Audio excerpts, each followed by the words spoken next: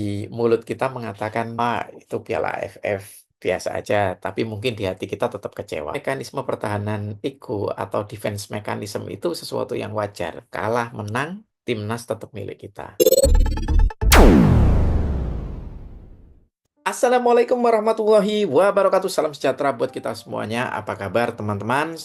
Saya berharap teman-teman selalu berada dalam kondisi sehat dan bahagia. Jumpa lagi dengan saya, Rudi Cahyo. Masih selalu di acara Kata Rudi Cahyo, edisi spesial sepak bola, yang senantiasa membahas tim nasional tercinta kita, Garuda. Hari ini, pasca pertandingan melawan Vietnam, dan kemudian berakhir dengan kekalahan tim nasional Indonesia, pembahasan masih panjang, ada banyak ulasan, komentar tentang pertandingan ini. Dan karena sudah banyak yang membahas, maka kita akan membahas berbagai hal yang mungkin berkenaan dengan pertandingan tersebut dan beberapa pertandingan yang lain atau pertandingan dari tim nasional negara-negara yang lain yang menarik untuk diulas. Meskipun fokus saya tetap selalu pada tim nasional Indonesia, tapi ini ada hal yang menarik di luar pertandingan, yaitu terjadi bentrok antara supporter Malaysia dan supporter Thailand pasca pertandingan dengan Thailand sebagai tuan rumah yang dimenangkan oleh Thailand dengan skor tipis 1-0.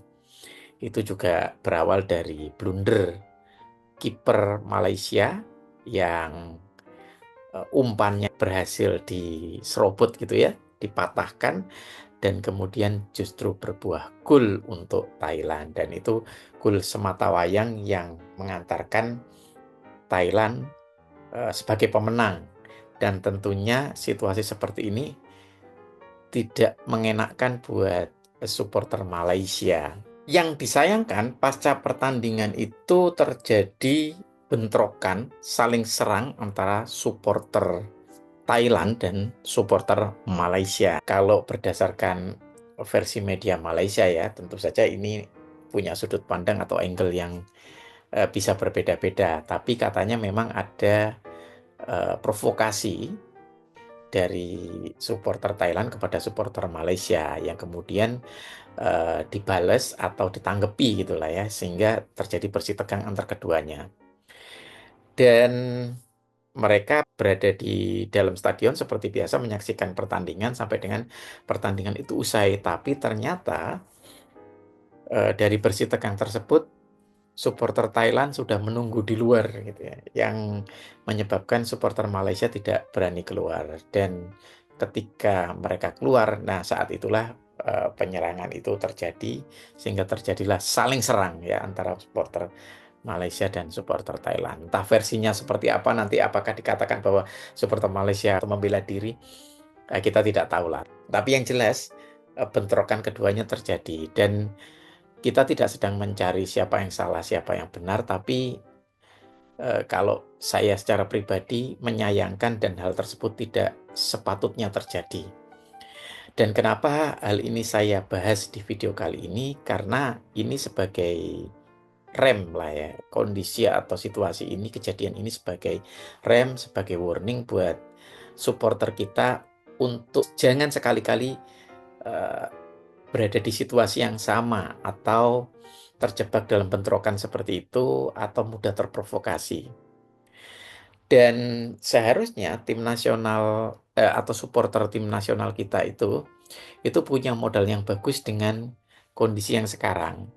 Saya tahu memang ada kekecewaan, mungkin di sana-sini ada kritikan, dan mungkin beberapa gelintir dari supporter timnas kita juga mungkin menghujat permainan kita, atau bahkan mungkin ada yang paling parahnya juga menyerang secara personal terhadap pemain. Tapi itu pun masih di tataran media sosial dan masih terkontrol, karena yang masih mengapresiasi dan yang eh, merasa kecewa itu masih berimbang, jadi ada remnya. Sehingga sekecewa-kecewanya supporter terhadap hasil, tapi masih ada yang mengapresiasi prosesnya.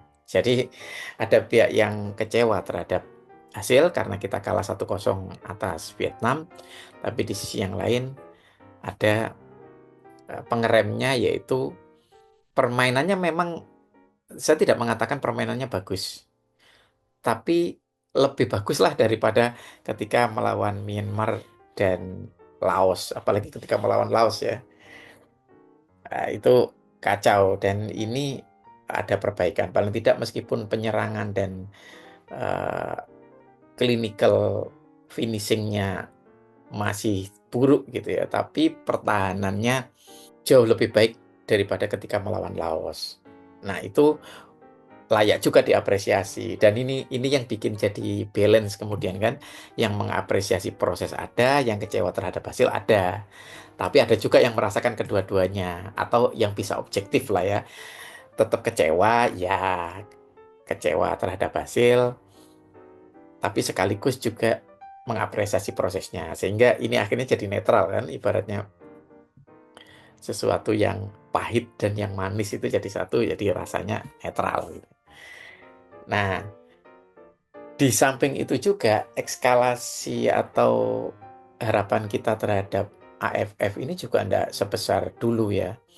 AFF sekarang itu sudah agak turun lah, meskipun di beberapa pihak masih tetap eh, berkeinginan bahwa kalau mau dikatakan jagoan di wilayah Asia Tenggara, begitu katanya ya, harusnya menang di AFF gitu. Saya lupa siapa yang mengatakan, kayaknya ini cukup cukup fenomenal kok, karena memang diulang-ulang di sosial media ya, di YouTube mungkin. Tapi ada juga yang sudah mulai netral, sudah mulai tidak terlalu berharap di AFF ini, sehingga jumlahnya ya akhirnya saling berimbang. Nah, inilah yang kemudian membuat ekskalasi atau kondisi atau tensi di dalam tim nasional kita, terutama di supporter, itu tidak sepanas yang terjadi di negara-negara yang lain. Nah, ngomong-ngomong negara yang lain ini, memang mereka ini sudah sangat tegang sejak awal ya, mulai dari sejak persiapan, baik itu Thailand, Vietnam, Malaysia, Singapura, rata-rata mereka mempersiapkan diri dengan sebaik-baiknya untuk memenangkan Piala AFF ini. Nah, ini memang sangat kontras dengan tim kita ya. Ya, di satu sisi mungkin kita juga eh, tidak memiliki banyak suplai pemain, karena memang fokus kita itu ke kualifikasi Piala Dunia. Ya, tapi apapun itu, paling tidak ekspektasi yang tidak terlalu tinggi ini, selain juga bisa menetralkan suasana, tapi juga mungkin paling tidak bisa mereduksi rasa kecewa kita. Artinya apa? Artinya yaitu untuk beberapa orang mengatakan bahwa AFF ini jadi ajang latihan, jadi ajang belajar buat pemain-pemain muda, memberikan kesempatan, pengalaman. Ada juga yang mengatakan itu, tapi tidak benar-benar merasa ikhlas gitu ya. Artinya itu adalah bentuk defense gitu loh. Defense itu mekanisme pertahanan ego kita biar tetap merasa nyaman gitu. Ya bagaimanapun juga mungkin di mulut kita mengatakan, itu Piala AFF biasa aja, tapi mungkin di hati kita tetap kecewa. Tapi ya itu enggak apa-apa, wajar. Jadi mekanisme pertahanan ego atau defense mechanism itu sesuatu yang wajar. Jadi nggak apa-apa kalau misalnya kita atau para supporter mengatakan, sudah turunkan ekspektasi. Ini hanya sebagai ajang untuk memberi kesempatan buat pemain muda. Meskipun itu hanya ditujukan untuk biar tidak terlalu kecewa, ya itu tidak apa-apa. Itu namanya mekanisme pertahanan ego. Artinya memang normal kita sebagai manusia ya melakukan itu. Jadi tidak usah dibilang, wah ngeles, melarikan diri, biar hasilnya kalah ya kalah aja. Saya kok rada bingung dengan orang yang mungkin di komentar-komentar yang mengatakan, sudah kalah ya kalah aja. Ya ya memang kalah. Ya memang mau diapain? Ya kalah aja. Tapi kan berhak orang untuk mengatakan bahwa, iya sudahlah ini ajang belajar dan segala macam. Itu mekanisme yang sehat kok. Terus ada juga yang mungkin masih memotivasi. Oh, berarti tim kita itu masih oke lah kita berangkat ke Vietnam dengan tim muda, artinya ibaratnya itu kelas B, atau yang bahkan ada yang mengatakan kelas E gitu ya. Oh, bisa juga kelasnya dijauhin, dibawa ke bawain, itu juga bagian dari mekanisme pertahanan diri atau pertahanan ego biar nggak kecewa banget gitu ya. Tapi ada juga loh pundit-pundit luar negeri yang mengatakan eh, ini level C. Ada juga yang begitu. Tapi ya artinya apapun itu tetap mekanisme yang sehat. Jadi tidak perlu dihujat justru yang masih memotivasi, mengatakan bahwa tim kita berarti masih lumayan lah. Kita tim kelas B menghadapi Vietnam yang kelas grade-nya A gitu ya. Kita masih bisa mengimbangi dan Vietnam hanya menang satu. Dan kemudian ada yang mengatakan, sudahlah kalau kalah ya kalah aja. Lah, ya kalah emang nggak bisa diubah, emang udah kalah. Tapi kan mengatakan seperti itu, apa ya salah? Ya enggak, itu namanya mekanisme pertahanan ego. Biar kita itu tetap sehat, tetap balance.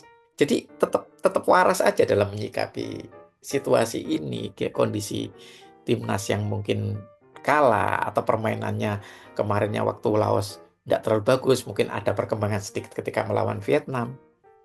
Ya nggak apa-apa, itu objektif. Pakai data itu dan kemudian kita ngomong gitu.